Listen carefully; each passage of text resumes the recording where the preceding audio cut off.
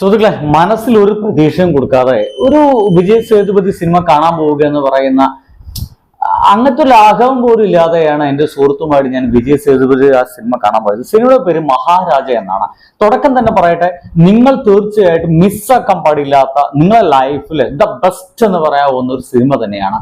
വിജയ് സേതുപതിയുടെ ലൈഫിൽ പോലും the best ഫിലിമുകൾ ഒന്ന് തന്നെയാണ് മഹാരാജ എന്ന് പറയുന്ന ഈ ഒരു സിനിമ. കാരണം ഇത് തുടക്കം തന്നെ പറഞ്ഞിട്ടില്ലെങ്കിൽ ഒട്ടും സംതൃപ്തിയാവില്ല. ഞാൻ എന്തായാലും ഇതിന്റെ ഒരു ഡീറ്റെയിൽ കാര്യങ്ങളിലേക്ക് കിടക്കാൻ പോകുന്നുണ്ട്. കഥകളൊന്നും പറഞ്ഞു പോവില്ല എന്ന് എനിക്ക് നല്ല ബോധ്യമുണ്ട്. അങ്ങനെ പറയാതിരിക്കാനുള്ള എല്ലാ ശ്രമവും ഞാൻ നടത്താൻ പോകട്ടെ. അവകാശത്തിൽ വന്നു പോയാൽ നിങ്ങൾ ക്ഷമിക്കുന്നു വിചാരിക്കുന്നു. ഞാൻ മുന്നേ പറഞ്ഞ പോലെ തന്നെ ഒരു വലിയ ഹൈപ്പോട് കൂടിയിട്ടൊന്നും വന്ന ഒരു സിനിമയല്ല മഹാരാജ എന്ന് പറയുന്നത്. ഈ ഒരു സിനിമയിലേക്ക് പോയി കഴിഞ്ഞതിന്റെ അഭിനേതാക്കൾ ആദ്യം പറയാം. വിജയ് സേതുപതി ഉണ്ട്, അനുരാഗ് കശ്യപ് ഉണ്ട്, മമത മോഹൻ അഭിനയിച്ചിട്ടുണ്ട്, അഭിരാമി ഇതില് അഭിനയിച്ചിട്ടുണ്ട്. ഒപ്പം തന്നെ ഒരു പോലീസുകാരുണ്ട്. എനിക്ക് കിട്ടിയൊരു പേര് വരദരാജ എന്ന് പറയുന്ന ഒരു പേര് കാണാം. എന്നിട്ട് ആ സിനിമ കാണുമ്പോൾ നിങ്ങൾക്ക് ആ പോലീസുകാരനെ തീർച്ചയായിട്ടും നിങ്ങൾ നോട്ട് ചെയ്യുന്ന കാര്യത്തിൽ സംശയമില്ല. അത്രയും ഗംഭീരമായിട്ട് ആ ഒരു മനുഷ്യൻ ആ ഒരു സിനിമയിൽ പെർഫോം ചെയ്തിട്ടില്ല. എന്നാലും ഈ സിനിമയിലേക്ക് നമ്മൾ എത്തി നോക്കുന്ന സമയത്ത് അതിന്റെ ഒരു കഥയെ നമുക്ക് ഇങ്ങനെ പറയാം. വീട്ടിൽ നിന്ന് ഒരു ബാർബറായിട്ടാണ് നമ്മുടെ വിജയ് സേതുപതി അഭിനയിക്കുന്നത്. ആ ഒരു ബാർബറായിട്ട് അഭിനയിക്കുന്ന ആ മനുഷ്യന്റെ വീട്ടിൽ നിന്ന് ഒരു പാത്രം, ഒരു കുപ്പത്തൊട്ടി കളഞ്ഞു പോകുന്നു. അത് മോഷണം പോവുകയാണ്. ആ കുപ്പത്തൊട്ടി തനിക്ക് തിരിച്ചു വേണമെന്ന് പറഞ്ഞിട്ട് പോലീസ് സ്റ്റേഷനിൽ കംപ്ലൈന്റ് ചെയ്യാൻ വേണ്ടിയിട്ട് ആണ് മഹാരാജ എന്ന് പറയുന്ന ഈ ഒരു പേരുള്ള വിജയ് സേതുപതി വരുന്നത്. ഇതോട് കൂടിയിട്ടാണ് ആ കഥയുടെ പ്ലോട്ട് ഇങ്ങനെ വളർന്ന് വലുതാവുന്നുണ്ട്. എന്തായാലും ആ കഥയുടെ പ്ലോട്ടിലേക്ക് ഞാൻ കടക്കുന്നില്ല. ഗംഭീരമായിട്ടുള്ള ഒരു പ്ലോട്ടാണ്. ഈ ഒരു സിനിമ കാണുന്ന സമയത്ത് എനിക്ക് ഇഷ്ടമായത് ഇതിന്റെ സ്ക്രിപ്റ്റിംഗ് ആണ്. അത് ഗംഭീരമായിട്ടുള്ള സ്ക്രിപ്റ്റ് ആണ്. ഒരേ സമയത്ത് തന്നെ രണ്ട് കാലഘട്ടങ്ങളെ കാണിക്കുന്നുണ്ട്. ഒരു കാലഘട്ടം അവന്റെ ഭാര്യയും മക്കളുമായിട്ടൊക്കെ ജീവിക്കുന്ന ഒരു ചെറുപ്പ കാലഘട്ടത്തെയും പിന്നീട് പ്രായമായ കാലഘട്ടത്തെയും കാണിക്കുന്നുണ്ട്. ഈ പ്രായമായതും ചെറുപ്പ കാലഘട്ടത്തെയും കാണിക്കുന്നത് നമുക്ക് ഒരു 5 മിനിറ്റ് കഴിഞ്ഞാലാണ് ഇത് പഴയതാണല്ലോ എന്നും, അങ്ങനെ തന്നെയാണ് ഒരു അല്പം കഴിഞ്ഞാലാണ് ഇത് ഈ ഒരു കാലഘട്ടത്തിലാണ് സംഭവിക്കുന്നത് നമുക്ക് മനസ്സിലാവുക. വളരെയധികം സ്ലൈറ്റ് ആയിട്ട് ഒരു കാലഘട്ടത്തിൽ നിന്ന് മറ്റു കാലഘട്ടത്തിലേക്ക് പോകുന്നത് ഒരു ഒഴുക്കോട് കൂടി മാത്രമാണ് നമുക്ക് മനസ്സിലാക്കാൻ സാധിക്കുക. ചിലപ്പോഴൊക്കെ പഴയ കാലഘട്ടത്തെ കാണിക്കാൻ വേണ്ടിയിട്ട് ആ ഒരു നിറത്തിലടക്കം ഒരു ഫെയ്ഡിങ്ങിലൊക്കെ നിറത്തിൽ ചില ഏർപ്പാടുകളൊക്കെ സിനിമകൾ ചെയ്യാറുണ്ട്. അത്തരത്തിലുള്ള ഒരു ടെക്നിക്കും ചെയ്യുന്നില്ല. ആ രൂപത്തില് അദ്ദേഹത്തിന്റെ താടിയിലൊരു നിര കുറഞ്ഞു പോകുന്നു എന്ന് മാത്രമാണ് അതില് ഉള്ളത്. പക്ഷെ അതുപോലും നമുക്ക് വളരെ പെട്ടെന്ന് മനസ്സിലാവില്ല എന്നുള്ള അത്രയും ഗംഭീരമായിട്ട് അതിന് സ്പേസ് ആയിട്ടില്ല. ഒപ്പം തന്നെ അദ്ദേഹത്തിന്റെ തടിയിലടക്കം കാര്യമാത്ര പ്രസക്തമായിട്ടുള്ള മാറ്റങ്ങൾ വരുത്തിയിട്ടാണ് അദ്ദേഹം അഭിനയിച്ചിട്ടുള്ളത്. വിജയ് സേതുപതിയുടെ ഈ അടുത്ത കാലത്തൊക്കെ നമുക്ക് നോക്കി കണ്ട മനസ്സിലും കുറെ വില്ലൻ വേഷങ്ങളൊക്കെ ചെയ്തിട്ടുള്ള ഒരു മനുഷ്യനാണ്. ഇടയ്ക്ക് എപ്പോഴെങ്കിലാണ് വിജയ് സേതുപതിയുടെ ഇത്തരത്തിലുള്ള ഒരു സിനിമ ഒക്കെ പുറത്തു വരുന്നത്. എനിക്ക് തോന്നുന്നത് തമിഴ് സിനിമ ഇൻഡസ്ട്രിക്ക് ഇതുപോലത്തെ ഒരു സിനിമ ആവശ്യമാണ്. ഇതൊരു ത്രില്ലിംഗ് സിനിമയാണ്. ആദ്യം മുതൽ അവസാനം വരെ ഒരു ഭയങ്കര ത്രില്ലോടുകൂടി മാത്രം കാണാൻ ശ്രമിക്കും. ഈ സിനിമ കണ്ടുകൊണ്ടിരിക്കുമ്പോൾ പോലീസ് സ്റ്റേഷനിൽ കംപ്ലൈന്റ് ചെയ്യാൻ വരുന്നു. പോലീസ് സ്റ്റേഷനിൽ പലപ്പോഴും ഇദ്ദേഹത്തെ കുപ്പ എന്നുള്ള പേരൊക്കെ എടുത്ത് വിളിക്കുന്നുണ്ട്. ഈ കുപ്പ എന്ന് പറഞ്ഞ് അവസാനം പലയിടത്തും വിജയ് സേതുപതി തന്റെ വീട്ടിൽ നിന്ന് കാണാതെ പോയ കുപ്പ എന്ന് പറയാൻ വേണ്ടിയിട്ട് കൈകൾ കൊണ്ട് ഒരു രൂപം അങ്ങനെ കാണിക്കുന്നുണ്ട്.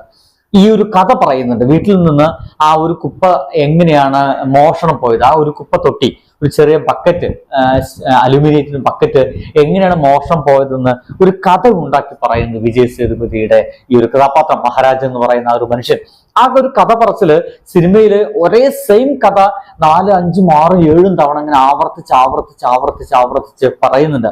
ആ സമയം മുഴുവൻ നമ്മളെ ഒരുപക്ഷെ ബോറടിപ്പിക്കുമോ എന്ന് തോന്നുമെങ്കിലും അവസാനം ക്ലൈമാക്സിലേക്ക് എത്തുന്ന ഒരു നിമിഷത്തിലെ ആ ഒരു കഥ വീണ്ടും പറയുമ്പോൾ ആ ഒരു സമയമാണ് നമുക്ക് എന്താണ് കാണാതെ പോയ ആ ഒരു കുപ്പ എന്നത് യാഥാർത്ഥ്യത്തിൽ നമുക്ക് മനസ്സിലാവുകയുള്ളൂ.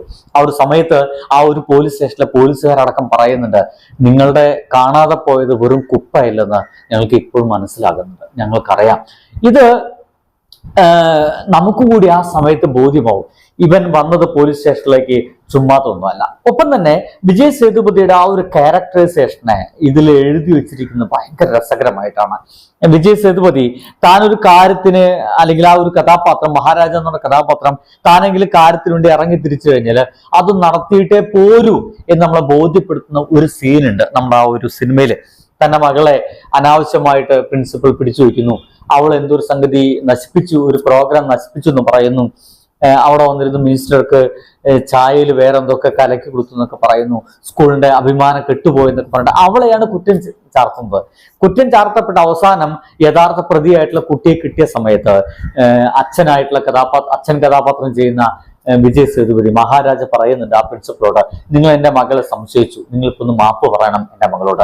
പ്രിൻസിപ്പൾ സമ്മതിക്കുന്നില്ല, ഞാൻ മാപ്പ് പറയില്ല എന്ന് തന്നെ പറയുന്നത്. പക്ഷേ മാപ്പ് പറയാതെ ഒരു അടി പോലും താൻ ആ ഒരു റൂമിൽ നിന്ന് പോകില്ല എന്ന് വിജയ് സേതുപതിയുടെ കഥാപാത്രം അവിടെ കാണിച്ചിരുന്ന സീനുണ്ട്. അതിഗംഭീരമായിട്ടുള്ള പെർഫോമൻസ് ആണ്.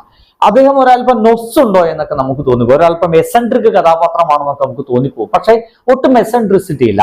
എന്നാൽ അതേ സമയത്ത് തന്നെ ഒരു വലിയ കോസിന് വേണ്ടിയിട്ടാണ് താൻ ഇത്രയും കാലം ജീവിക്കുന്നത് നമ്മളെ കാണിച്ചു തരുന്നൊരു കഥാപാത്രം കൂടിയാണ്. ഒപ്പം തന്നെ അതിന്റെ എനിക്ക് ഏറ്റവും ഇഷ്ടമായത് അതിന്റെ തിരക്കഥയാണ്. തിരക്കഥയ്ക്ക് ഒപ്പം തന്നെ ഗംഭീരമായിട്ടാണ് ഒരു സിനിമ നമുക്ക് സ്പേസ് ചെയ്ത് തന്നിട്ടുള്ളത്. അതില് നമ്മുടെ അനുരാഗ് കശ്യപ് അഭിനയിച്ചിട്ടുണ്ട് ഒരു വില്ലൻ കഥാപാത്രം. എന്നാ വേഷം എന്നറിയാവോ? അനുരാഗ് കശ്യപ് പലപ്പോഴും ചില വില്ലൻ വേഷങ്ങളൊക്കെ ചെയ്തിട്ട് പോവാറാണ്. ഇപ്പോഴാണ് അദ്ദേഹത്തിന് ഒരു സ്പേസ് കിട്ടിയത്, ഒരു തമിഴ് സിനിമയിൽ സ്പേസ് കിട്ടിയത് ഇപ്പോഴാണ്.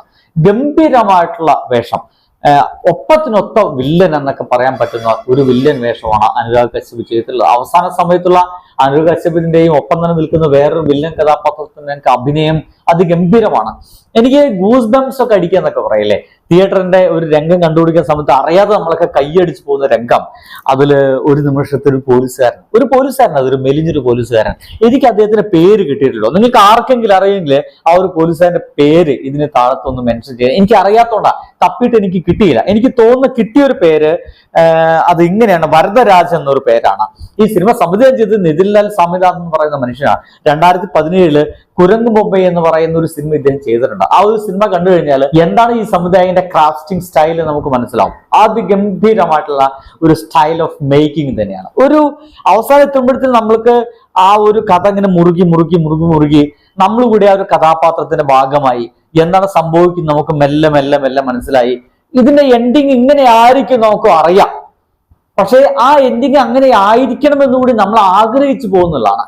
പലപ്പോഴും ഒരു സിനിമയുടെ എൻഡിങ് ഇങ്ങനെ ആവും നമുക്ക് ആ ഒരു സിനിമയുടെ തുടക്കത്തിൽ നമുക്ക് മനസ്സിലായി കഴിഞ്ഞാല് ഇനി എന്തിനായി സിനിമ കാണുന്നത് എന്നൊക്കെ നമ്മൾ വിചാരിക്കും. പക്ഷെ അത് അങ്ങനെയാവണേ എന്ന് നമ്മൾ ആ ടാക്കീസിൽ നിന്ന് നമ്മൾക്ക് പ്രാർത്ഥിച്ചു പോകും. ഇങ്ങനെ തന്നെ ആവണം ഇതിന്റെ എൻഡിങ്, എങ്കിലാണ് ഞാനെന്ന് പറയുന്ന ഒരു കാഴ്ചക്കാരന് സംതൃപ്തി ഉണ്ടാവുകയുള്ളൂ എന്നൊക്കെ തോന്നുന്ന രീതിയിലാണ് ആ ഒരു സിനിമയുടെ ഒരു രംഗങ്ങളെല്ലാം ചിത്രീകരിച്ചു വെച്ചിരിക്കുന്നത്.